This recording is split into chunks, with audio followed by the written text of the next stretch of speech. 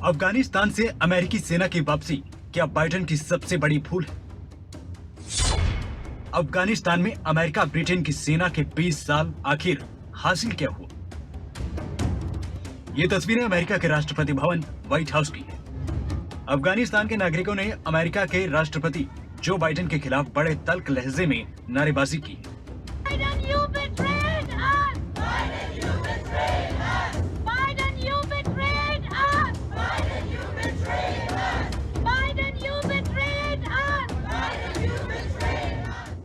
अफगानिस्तान के लोगों का कहना है कि अमेरिका ने उन्हें धोखा दिया है, अफगानिस्तान को गृह युद्ध में धकेल कर। सवाल है, अफगानिस्तान में तालिबान युग की शुरुआत के लिए क्या अमेरिका और ब्रिटेन जैसे देश जिम्मेदार हैं?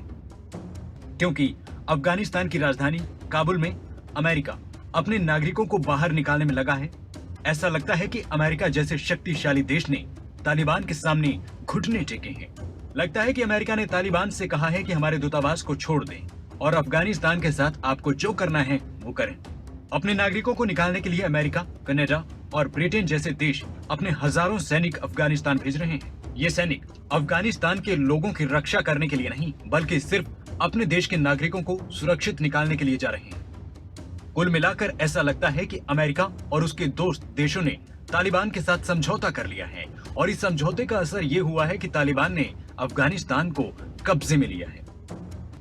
अफगानिस्तान से अमेरिका ने अपने कदम पीछे क्यों खींचे और इसका भारत पर क्या असर पड़ने वाला है, आज आपको ये जानना जरूरी है। अफगानिस्तान में अमेरिका की मौजूदगी करीब 20 साल से थी और इस दौरान अमेरिका ने वहां $2 ट्रिलियन यानी लगभग 150 लाख रुपए खर्च किए। इनमें ज्यादातर पैसा तालिबान के खिलाफ जंग में खर्च हुआ और काफी पैसा अफगानिस्तान की सरकार को भी मिला। लेकिन फिर अचानक अमेरिका ने एग्जिट प्लान बना लिया, खुद को वहां से निकालना शुरू कर दिया।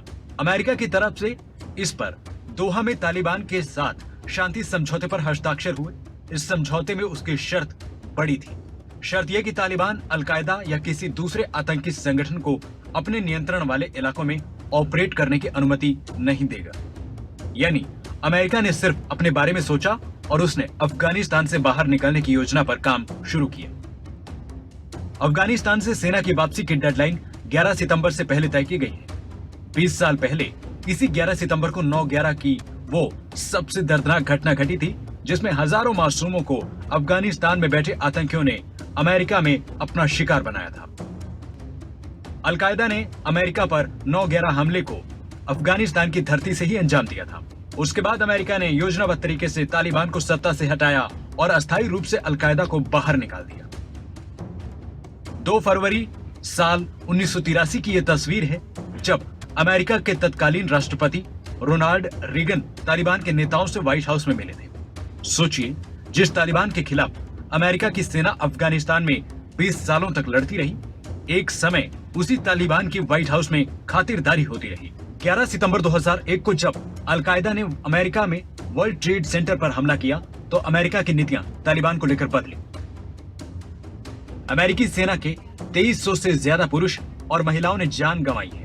20,000 से ज्यादा इसमें घायल हुए हैं। ब्रिटेन के भी 450 सैनिक समेत दूसरे देशों के सैनिक मारे गए या घायल हुए।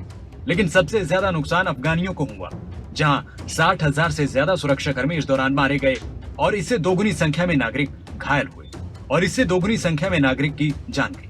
कुल मिलाकर 20 साल तक अफगानिस्तान में अमेरिका ने अपने हिसाब से सब कुछ अंजाम दिया और जब उसके लिए वहां कुछ नहीं बचा तो उसने बड़ी चालाकी से वहां से एग्जिट किया है, जिसे दुनिया अब देख रही है।